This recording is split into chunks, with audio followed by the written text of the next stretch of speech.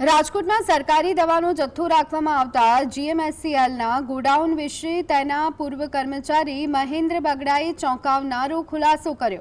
महेन्द्र बगड़ाए जणाव्युं के मैनेजर कक्षानो खाली पड़ती जग्या अंगे मोटो खुलासो करवा दबाण करवामां आव्युं हतुं। તેમણે આરોપ મૂક્યો છે કે ગાંધીનગરથી તપાસ માટે આવતી ટીમ માત્ર ઔપચારિકતા નિભાવતી હોય છે અને મૂળ તથ્યોને અવગણે છે। ગોડાઉનમાં દવા રાખવાની જગ્યાની ભારે તંગી હોવા છતાં 5 થી 6 ટ્રક દવાઓ એકસાથે મોકલવામાં આવે છે। કોલ્ડ સ્ટોરેજ હોવા છતાં ગ્રાન્ટના અભાવે જનરેટર ચાલતું નથી અને લાઇટો જતી રહે ત્યારે માઇનસ તાપમાનમાં રહેતી દવાઓ બગડી જાય છે।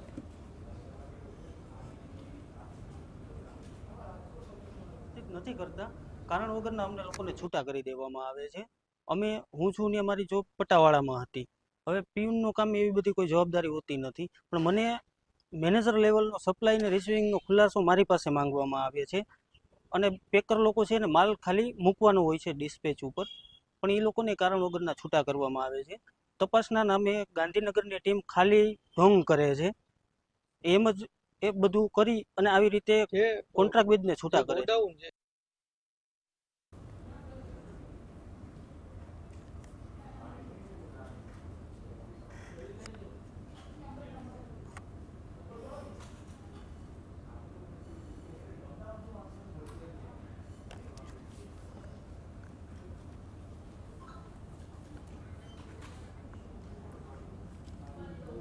तो आज अंगे વધુ વિગત મેળવી લઈએ। સંવાદદાતા લખીરાજસિંહ ઝાલા અમારી સાથે ફોન લાઈન પર જોડાઈ ગયા છે। લખીરાજ, રાજકોટમાં સરકારી દવાનો જથ્થો રાખવામાં આવતા જીએમએસસીએલના ગોડાઉન વિશે તેના જ પૂર્વ કર્મચારીએ ચોંકાવનારો ખુલાસો કર્યો છે। તેઓએ કહ્યું છે કે ગાંધીનગરથી તપાસ માટે આવતી ટીમ માત્ર ઔપચારિકતા કરે છે। खूब ज जरूरी एवी दवाओं जो आटली बेदरकारी दाखववामां आवे छे तो आखरे आ शुं चाली रह्युं छे, शुं विगतो मळी रही छे? ये आपने जणाव्युं के सौराष्ट्रना जे तमाम जे सरकारी होस्पिटल छे तेने दवा पूरुं पाडતું जीएमएससीएल ने क्या जे कौभांडनो जे मामलो छे ते प्रकाशमां આવ્યો હતો। મીડિયામાં અહેવાલ બાદ આજે સમગ્ર જે ટીમ છે જે કલેક્ટર દ્વારા જે પત્ર લખવામાં આવ્યું ગાંધીનગર અને તાબડતોબ ગઈકાલે જે ગાંધીનગરથી ટીમ છે તે રાજકોટ ખાતે આવી પહોંચી હતી અને ગોડાઉનમાં ક્યાંક ને ક્યાંક તપાસ છે તે કરવામાં આવી હતી અને કેટલીક ક્ષતિઓ વિશે જે જનરલ મેનેજર હતા તેમના દ્વારા જે મીડિયા સમક્ષ નિવેદન પણ આપવામાં આવ્યું હતું।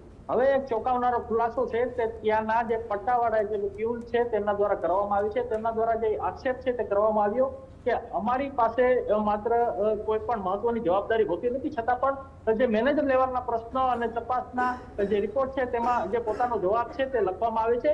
તો બીજી તરફ કહી શકાય કે જેટલા કર્મચારીઓને આજ મીડિયાના અહેવાલ બાદ જે કાઢી મૂકવામાં આવ્યા, હકાલપટ્ટી કરવામાં આવી, તેના જે 6 જેટલા કર્મચારીઓ જે હકાલપટ્ટી કરવામાં આવી તે પણ ક્યાંક ને ક્યાંક જરૂરિયાત વગરના જે લોકો છે તેમની જે હકાલપટ્ટી છે તે કરવામાં આવી છે તેવો દાવો કરવામાં આવ્યો છે। બીજી તરફ ક્યાંક ને ક્યાંક ત્યાં જનરેટરની સુવિધા નથી, જ્યારે માઇનસ ડિગ્રીમાં રાખો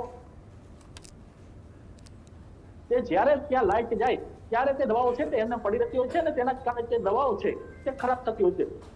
બીજી તરફ કહી શકાય કે જે ગોડાઉન છે તે નાનું ગોડાઉન છે અને ક્યાંક ને ક્યાંક જે દવાનો ઓર્ડર ન હોય છતાં પણ જે દવા છે તે ગાંધીનગરથી મોકલવામાં આવે છે અને જગ્યા ન હોવાના કારણે ક્યાંક ને ક્યાંક 6 જેટલા ખટારાઓ છે તે દવા ભરેલી હાલતમાં જે બોક્સ સાથે જે બહાર છે તે પણ રાખવાની જરૂરિયાત છે તે પડતી હોય છે। ત્યારે ચોક્કસપણે કેટલાક આક્ષેપો છે તે આજે જે પૂર્વ કર્મચારી છે તેમના દ્વારા કરવામાં આવ્યા છે। ત્યારે હવે આગામી સમયમાં શું થશે તે પણ જે તે ઉપર પણ સૌ કોઈની નજર છે, પરંતુ કહી શકાય કે આજ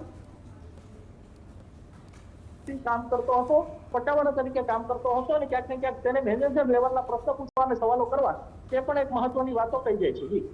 જી આભાર લખીરાજ સમગ્ર માહિતી